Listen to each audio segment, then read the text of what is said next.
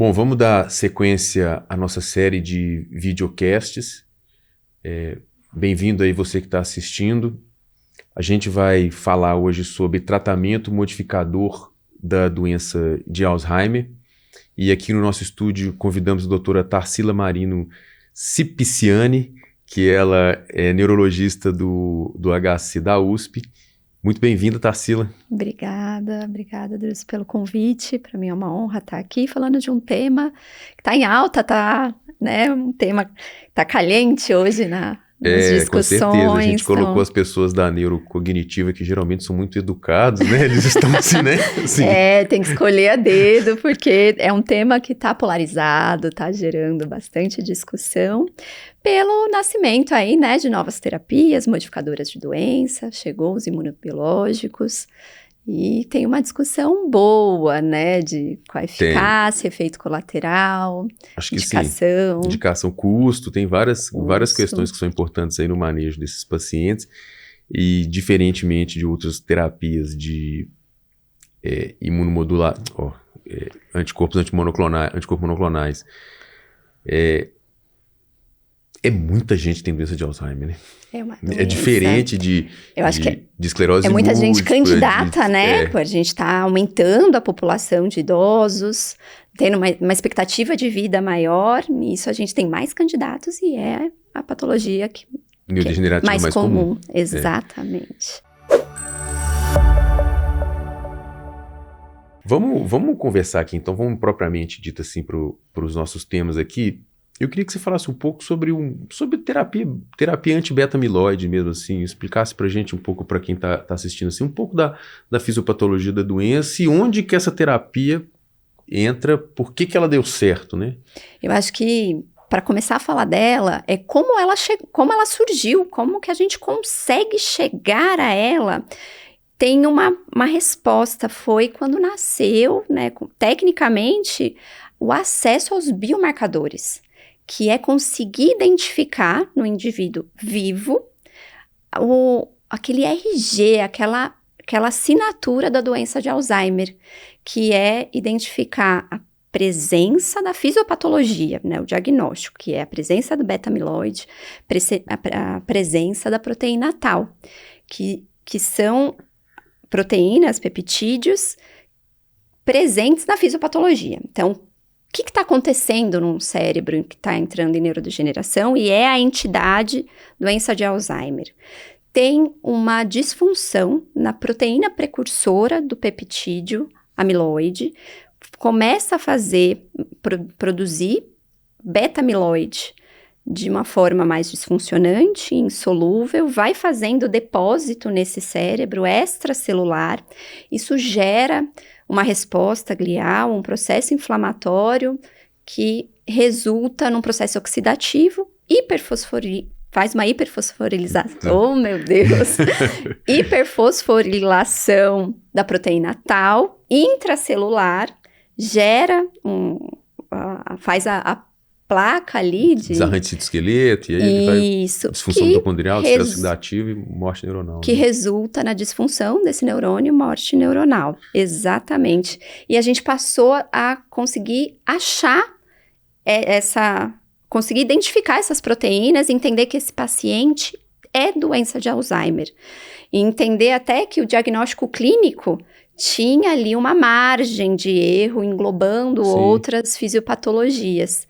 E quando a gente tem um grupo de pesquisa muito melhor selecionado, a gente conseguiu identificar a fisiopatologia, entender a evolução, começar a trabalhar com formas de evitar esse processo, de tirar esse processo, que foi através de anticorpos monoclonais contra essa placa de beta-amiloide e que mostrou o resultado de diminuir essas placas. A gente acabou, acho que eu tenho uma visão, assim, uma leitura, a gente acabou tirando aquele conceito, né? Doença de Alzheimer definitivo, só pós-mortem, doença de Alzheimer possível e provável, você começou a conseguir fazer isso em vivo, né? A gente aproximou para o consultório essa certeza, de que ele tem uma certeza anatopatológica devido à alta correlação, né, de biomarcador com o resultado anatopatológico da patologia que o paciente tem propriamente dita mesmo. E ainda dentro de terapias beta-amiloides, a gente tem esses anticorpos monoclonais contra a proteína beta-amiloide. E eu queria te fazer uma pergunta, assim, uma pergunta alfinetada, assim, mas eu vou te mandar essa pergunta. Que a gente tem alguns que são contra o beta-amiloide solúvel no líquor, outros que são beta-amiloide depositado. E para a nossa... Você tem até alguns anticorpos monoclonais mais antigos, que eles naufragaram as pesquisas, a maior parte deles são com beta-amiloide solúvel, só que para nossa surpresa, pelo menos para minha surpresa, você tem o donanemab, que ele é predominantemente contra beta-amiloide nos neurônios, insolúvel, né? O que está depositado. E você tem o lecanemab que está dentro dele solúvel. E todos os dois funcionaram, né? Os dois estão funcionando. E essa fisiologia, esse mecanismo de ação, isso tem importância, sim? Você consegue perceber uma importância muito clara dentro do tratamento? Sim, a resposta do donanemab foi maior do que o lecanemab, né? Isso, provavelmente por esta diferença. E o donanemab, ele se trata por um tempo, né? E o lecanemab... Isso, o lecanemab mostrou que você precisa... É ad eterno, né? Isso, mas o donanemab teve um índice alto de negativar mesmo a presença de depósito de beta-amiloide em torno de 1 ano depois, com suspensão de alguns pacientes do tratamento. Então, acredita que consegue baixar essa curva. Ainda não tem estudos mais longos, mas pode ser que a gente vá enxergando essa curva e vá achatando ela ao longo do tempo. Ou desejo eu que em um ciclo a gente pare essa fisiopatologia e dê um olhar de cura. Eu acho difícil. Provavelmente a gente vai ficar acompanhando e de tempos em tempos fazendo ali o tratamento. Tá, e a gente começou a entrar você citou um pouco sobre a questão de resultado. Eu queria que você fale pra gente sobre o resultado das terapias anti-beta-amiloide mesmo, porque isso é importante a gente ter esse olhar sobre o resultado. Entender primeiro que resultado que é esse, de que monta que é, como é que ele é, como é que a gente olha para esse resultado, né? Então, não tem como não falar desse resultado falando do estudo, né, por si só. Então, eu acho que antes de falar do resultado, eu preciso falar quem é esse público, né? Quem são os pacientes que foram selecionados.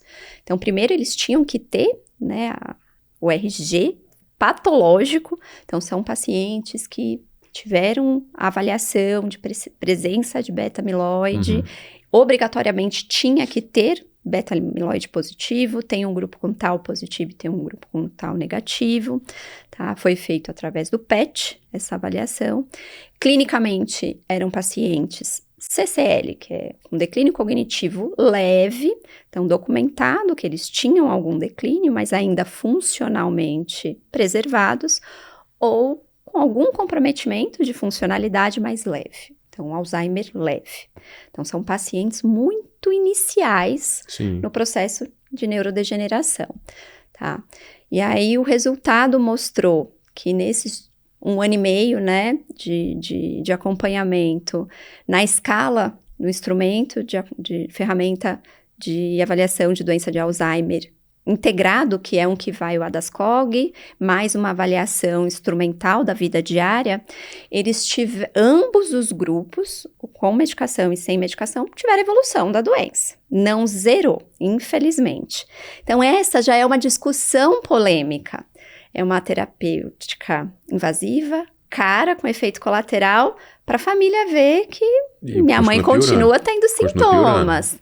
Mas comparativamente a quem não recebeu a medicação, na escala, a evolução foi menor. Então, você vê a curva, eu vou falar assim para ficar primeiro mais bonito, depois eu falo qual é o número. Então, você vê a curva de evolução natural e você vê que quem fez a medicação tem uma evolução menor. E até interessante você ter uma evolução natural, né? O que é a evolução natural? Qual que é a taxa de declínio dos pacientes dentro desse contexto também, né? O que é esperado de uma pessoa com um comprometimento cognitivo leve declinar em 1 ano, 1 ano e meio, 2 anos, sei lá o que for.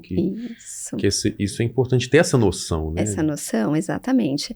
A velocidade, ela chega a ser 4 pontos na escala de Mini-Mental em 1 ano para uma evolução natural. É bastante se você pensar no dia a dia, tá? É difícil falar nesse número. Eu acho que se eu pegar do estudo fica mais fácil. O grupo placebo, ele avançou na escala em torno de 9 pontos, enquanto o grupo que recebeu a medicação foi 6 pontos. Eles tiveram aí uma diferença de 3 pontos. Fala, poxa, isso é muito ou isso é pouco? A escala tem 144 pontos. Depende de como é que você olha. Você olha de 3 para 9, é tipo 50%. De 9 para 6, né? São 30%, né? De 9 para 6. Agora, se você olha de 3 no universo de 144, é uma resposta tímida, né? Essa é a polêmica do momento que a gente está. É uma resposta tímica. Mas ele teve um P muito significativo, Mas, se você pensar individualmente, pode ser que vale a pena. Ele teve uma redução de meio ponto no CDR, que é uma escala de funcionalidade. Se você olhar uma coluna para outra, você não quer mudar de coluna. O CDR, a hora que você muda de coluna, é muito significativo, né? Ele é uma escala que tem menos pontos, mas cada ponto vale muito, né? Exato. Pensar que você está numa escala que você ainda está com a funcionalidade toda preservada, sem erros na execução de tarefas simples, com capacidade de resolução de problema, e você passa a ter dificuldade, passa a ter falhas, passa a precisar de ajuda.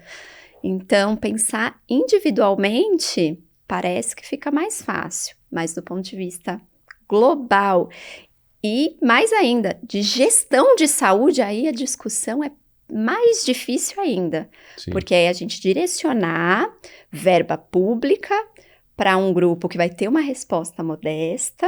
Sim, é uma discussão que... Para um custo que é bem alto. É uma discussão que a sociedade tem que ter, né? Não tem dúvida, assim, tem que estar envolvido a gente médico, né, do ponto de vista técnico, acho que a sociedade civil mesmo, assim, das pessoas, dos pacientes, familiares, acho que a discussão tem que estar envolvido os gestores, seja a operadora de saúde, seja a SUS, e tem que chamar a indústria farmacêutica para conversar também, né? Mas eu acho que é importantíssimo a gente deixar claro que teve bons resultados. Funciona, né? O remédio funciona.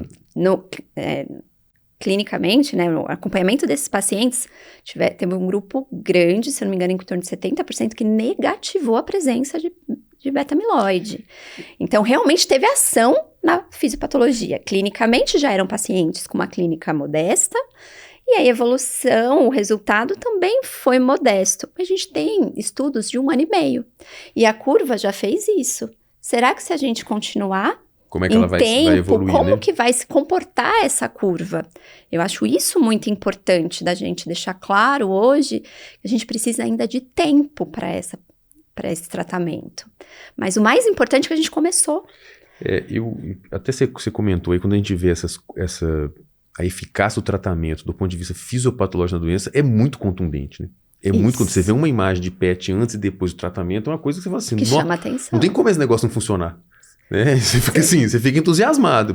Se for sua imagem, se for o seu site, eu quero. Pode fazer, assim, pode. E aí, o desapontamento, né, foi esse resultado tão modesto do ponto de vista clínico que a gente ainda tem uma expectativa de que isso se amplie realmente no decorrer dos anos. E aí, né? Principalmente, a melhora clínica com quais riscos ele vai enfrentar para fazer essa medicação. Então, vamos tirar o custo. Custo dos gestores da saúde pública, vamos pôr a gente como médicos, quem quer, do ponto de vista patológico, fisiopatológico ali, clínico do paciente. E quais são os riscos que esses pacientes correram? Foram altos, né? Em torno de 30% com neuroimagem alterada. Não é uma coisa, não é algo, vamos dizer assim, algo tão simples assim, você chegar e fazer o remédio. Não é igual tomar uma dipirona, não é igual tomar um captopril que você toma ali, é um medicamento que, né, não é uma coisa tão simples assim.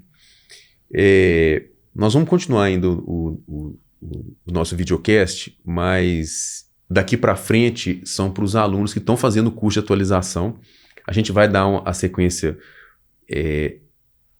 para aprofundar um pouco mais de como selecionar os pacientes, uma análise crítica de segurança mesmo, porque a gente tem muito que... A hora que a gente vê aquelas imagens são assustadoras, né? São assustadoras. Tem umas que parecem um presa, assim, você fala assim, gente, assim, elas são assustadoras as imagens, assim, então, até esse manejo dos pacientes com esse tipo de imagem, a gente fica assim, pô, será que ele até relata pouca complicação para aquele imagem daqui, não fica até, né? Exatamente. Eu como bom mineiro, a gente fica até desconfiado. E no fim nós vamos falar sobre algumas considerações mais pessoais mesmo, com relação à prescrição, assim, que eu acho que isso é um tema muito relevante.